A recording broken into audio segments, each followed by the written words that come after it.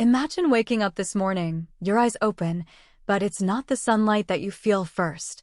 It's the pressure in your chest and the storm of thoughts that never stop. Inside your head, obsessive whispers are already spinning. What if I forgot to lock the door last night? What if all this leads to disaster? What will happen if I don't wash my hands before touching anything? These whispers, they never stop. For those living with OCD, every second is a battle against an invisible voice. In the midst of that storm, there is one simple force that can be an anchor: social support. Today, we'll dive deep into why presence, empathy, and the warmth of others can become a small light guiding weary souls back to hope. Obsessions and compulsions are two sides of the same coin in OCD. Obsessive thoughts appear suddenly, uninvited, instilling extreme doubt and irrational fear. These thoughts could be about cleanliness, feeling like everything is filled with deadly germs, or about the safety of oneself or loved ones, as if 1 second of negligence will lead to catastrophe. These thoughts are so convincing, trapping sufferers in a maze with no way out. Compulsions are forced attempts to calm those obsessions, repetitive actions meant to ease the consuming anxiety. Washing hands until the skin peels, checking doors, stoves, or light switches again and again, counting steps in a certain pattern, silently repeating prayers hundreds of times. None of it is done by choice, but because the mind and body are coerced by obsession. Without these rituals, anxiety can reach its peak, making the body tremble and breath ragged. Neurobiologically, OCD involves an overactive corticostriatal thalamocortical circuit and a serotonin imbalance in the brain. Without treatment, the condition can lower quality of life by 40 to 60%, trigger mood disorders, social isolation, and in severe cases, suicidal thoughts. And this is where social support plays a crucial role. Not as a supplement, but as an integral part of recovery. The hidden emotional burden. Behind the rituals and obsessions lies an invisible emotional burden: shame, guilt, and the fear of being a burden to others. People with OCD often see themselves as troublesome, feeling that every request for support is a nuisance. When they try to share, they are met with dismissive responses, jokes, or even ridicule. Stop overthinking, you're just being dramatic, or subtle mockery like you're being so OCD. These messages deepen the wound, pushing them to withdraw, hide their pain, and live behind a fragile smile. When others fail to understand how exhausting constant overthinking is, isolation becomes the safest, though painful, choice.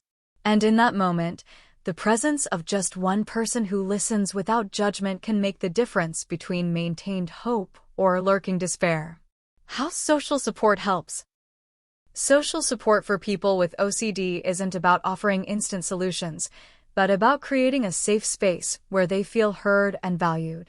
When someone sincerely says, "I believe your feelings are real," the burden of guilt and shame can begin to lift. They then feel brave enough to open up, share their darkest experiences, and realize they are not alone in this silent suffering. Having friends or family involved in the therapy journey also boosts the motivation of OCD sufferers to undergo CBT, cognitive behavioral therapy, and ERP, exposure and response prevention. Those who feel supported are more likely to stick to exposure schedules, return after setbacks, and report faster symptom reduction. The brain releases oxytocin, a calming neurohormone, during warm social interactions, allowing anxiety to ease just through human connection. Furthermore, a supportive environment builds positive behavior models. When seeing friends or family respond to stress with mindfulness, light exercise, or journaling, OCD sufferers feel encouraged to adopt those coping strategies. The presence of supportive figures acts like a roadmap, showing that there are healthier ways to face anxiety, not just exhausting rituals. And just as importantly, social support reduces the risk of comorbid disorders like depression or eating disorders. A strong social network cuts the risk of secondary depression nearly in half because sufferers don't feel alone in carrying their heavy burdens. Amy's story, a relatable tale from Seattle. Let's step into the daily life of Amy, a 28-year-old illustrator in Seattle. Since her teenage years, Amy felt an obsessive urge to check her apartment door repeatedly until the hinge wore down. If she skipped just one check, her night was haunted by feelings of dread, sleeplessness, and cold sweats. She kept this secret tightly sealed, thinking she was strange, until one day she suffered a severe panic attack on the street, her body shaking uncontrollably, her breath irregular. A stranger on the sidewalk saved her. Without asking many questions, he sat with Amy, let her cry, then gently said, "If you need someone to talk to, I'm here." Something that simple gave Amy hope. She sought out a local OCD community, joined a support group, and slowly began opening up to her childhood friend. Now, although her rituals haven't completely disappeared, Amy has emotional anchors, friends who care, a support group, and a therapist who understands her journey. Part 5. Quotes from Western Experts. The importance of social support is also affirmed by leading Western thinkers. Dr. Edna Foa of the University of Pennsylvania, a pioneer of ERP, emphasized that when individuals with OCD feel strong social support, their adherence to therapy improves dramatically and long-term outcomes become better. Dr. Jonathan Grayson of McLean Hospital, Harvard Medical School, adds that family and friend involvement in the therapy process not only provides emotional safety, but also reduces the risk of relapse. Meanwhile, Dr. Judith S.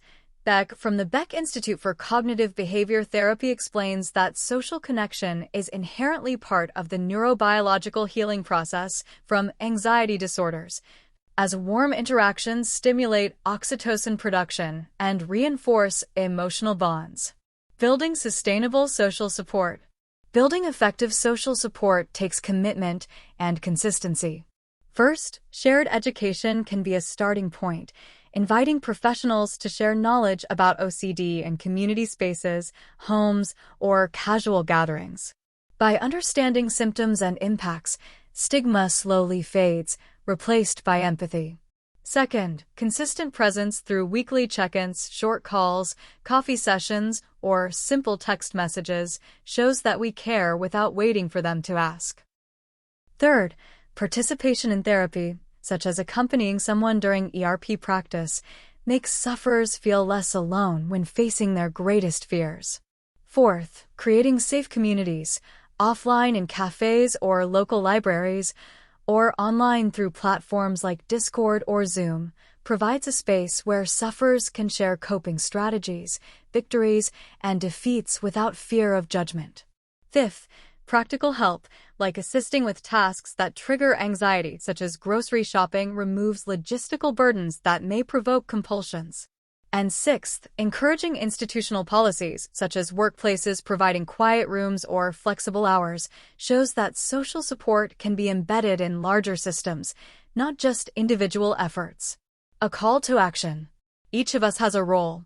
By starting with ourselves, paying attention to signs of excessive anxiety in ourselves or others, we open the door to dialogue.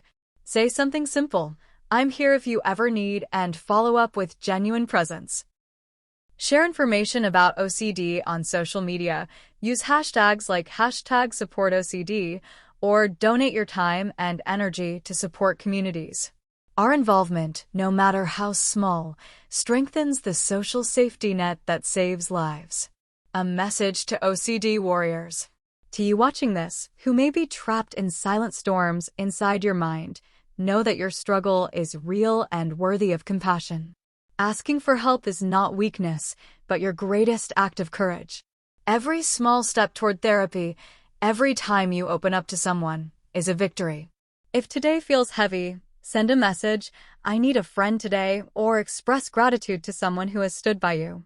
Your small acts of bravery open the door to the support you've always needed. Social support isn't just a complement to OCD recovery, it is the heart of the journey to hope. When we open our ears to listen, our hearts to understand, and our hands to embrace, we build a bridge from darkness to light. Let us be a beacon for the weary souls, because one act of support can spark thousands of recoveries. To every OCD warrior, You're not alone.